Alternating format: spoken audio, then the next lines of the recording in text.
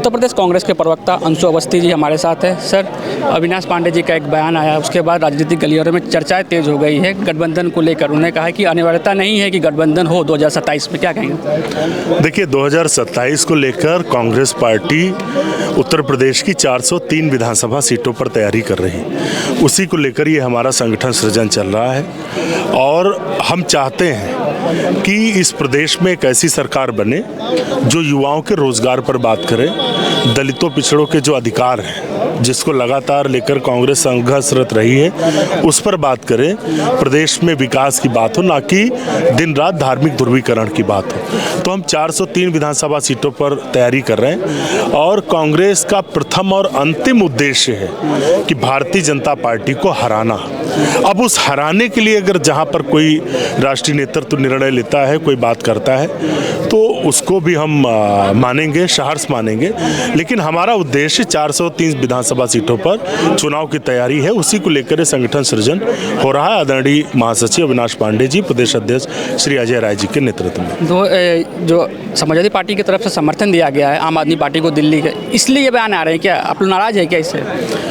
कोई नाराजगी की बात नहीं है। हमने फिर से कहा कि कांग्रेस पार्टी का प्रथम और अंतिम उद्देश्य तानाशाह भाजपा सरकार को हराना है। दिल्ली में सभी जानते हैं कि भारतीय जनता पार्टी के सामने अगर कोई लड़ रहा है तो कांग्रेस पार्टी लड़ रही। हमने वहाँ की जो महिलाएं हैं, वहाँ की बेटियां, हमारी बहनें, उनको 2500 रुपये महीने हमने देने की बात कही है। लोग वहाँ बदलाव चाहते हैं क्योंकि आम आदमी पार्टी कुछ खास नहीं कर पाई।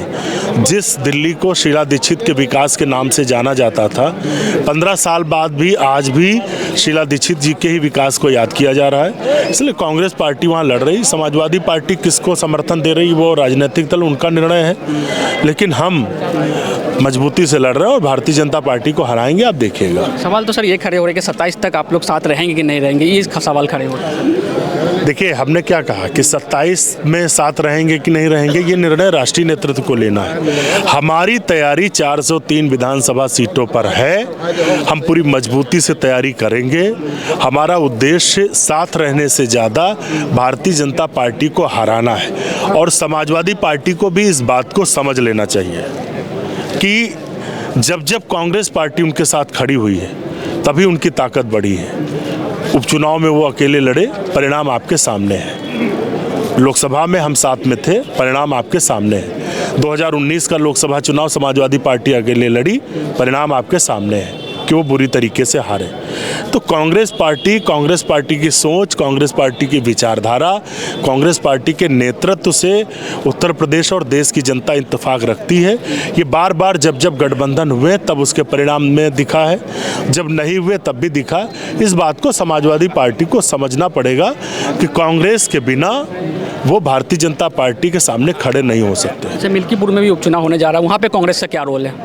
हमने फिर से क्या कहा कि कांग्रेस पार्टी भारतीय जनता पार्टी को हराने के लिए जो उचित होगा वो करेगी। उपचुनाव में हमने सीधे समाजवादी पार्टी को वो किया कि जाइए आप लड़िए और परिणाम आपके सामने है। मिल्कीपुर में भी समाजवादी पार्टी अपना प्रत्याशी उतारेगी, हम समर्थन देंगे, लेकिन परिणाम क्या होगा ये जनता तय करेगी।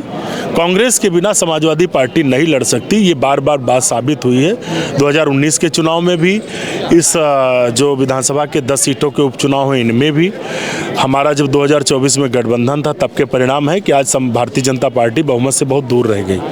तो ये बात समाजवादी पार्टी को समझनी है, उनको उत्तर प्रदेश में बड़े भाई बनकर चलना है तो छोटे भाई का भी सम्मान करना होगा। अच्छा, एक आखिरी सवाल रहेगा, जिस तरह से रमेश बिधूड़ी ने बयान दिया है प्रियंका गांधी को लेकर, उसके बाद सीएम आतिशी को लेकर भी, महिलाओं को लेकर जिस तरह के बयान दिए जा रहे हैं उसको लेकर देखिए, रमेश बिधूड़ी ने प्रियंका गांधी को सिर्फ अपमानित नहीं किया है, देश की उन करोड़ों करोड़ महिलाओं को अपमानित किया है जो प्रियंका गांधी में अपने नेतृत्व क्षमता को देखती हैं, जो घर के चूल्हे पर भी बैठी हैं वो भी देखती हैं कि प्रियंका गांधी हमारी प्रतिनिधित्व पार्लियामेंट में कर रही हैं, बोल रही हैं। तो देश की करोड़ों करोड़ महिलाओं का, आधी आबादी का अपमान किया है और ये सिर्फ रमेश बिधूड़ी की वजह से नहीं है, ये भारतीय जनता पार्टी आरएसएस के संस्कार हैं। कभी वो आरएसएस प्रमुख पैर धुलवाते नजर आते हैं देश की महिलाओं बहनों से, कभी वो देश की महिला बेटियों को अपमानित करते, आधी रात को जलवाते नजर आते, हाथरस में सबने देखा है। रमेश पिधूड़ी ने कोई पहली बार थोड़े दिया है, देश की आधी आबादी इस बात को समझ रही है और आने वाले समय में इनको सबक सिखाएगी। महिला सशक्तिकरण की बात की जाती है बीजेपी की तरफ से और महिलाओं को लेकर इस तरह का बयान आ रहा है, तो कुछ सख्त कदम क्यों नहीं उठाया जा रहा रमेश पिधूड़ी? इससे पहले भी उन्होंने संसद में एक आपत्तिजनक शब्द का यूज़ कर चुके हैं वो। देखिए, कभी जब रमेश पिधूड़ी ये तब कर रहे हैं जब देश के प्रधानमंत्री की पद पर कुर्सी बैठे हुए नरेंद्र मोदी महिलाओं को मुजरा और मंगलसूत्र के नाम पर अपमानित करने का काम करते हैं, तो रमेश पिधूड़ी तो उनके मुंह से निकले हुए शब्द हैं। संस्कार तो आरएसएस भाजपा के हैं। कांग्रेस पार्टी ने तो तब श्रीमती इंदिरा गांधी जी को कांग्रेस का अध्यक्ष और साथ में देश की प्रधानमंत्री बनाया था, जिन्होंने पाकिस्तान के 2 टुकड़े करके इस देश का, विश्व का इतिहास और भूगोल दोनों बदल दिए थे। तो लेकिन भारतीय जनता पार्टी कभी नहीं चाहती। हम तो मांग करते हैं कि संसद के अंदर महिलाओं का 33% का आरक्षण का बिल अभी भी पेंडिंग है। लोकसभा में हम पास करा चुके हैं। भारतीय जनता पार्टी इनिशिएट ले। वो झूठा महिला सम्मान की बात क्यों करते हैं? महिलाओं को 33% आरक्षण लोकसभा और विधानसभा में मिले। कांग्रेस पार्टी इसको लेकर तत्पर है। भारतीय जनता पार्टी आगे बढ़कर आए, हम उनके साथ खड़े होंगे, उनकी मदद, उनके साथ खड़े वोट करेंगे उस पर। धन्यवाद। तो ये थे हमारे साथ कांग्रेस प्रवक्ता अंशु अवस्थी। तमाम सवालों पर जवाब दिया और उन्होंने कहा कि बीजेपी को हराना ही कांग्रेस का एकमात्र उद्देश्य है। न्यूज़ भारतवर्ष के लिए अजित राय, लखनऊ।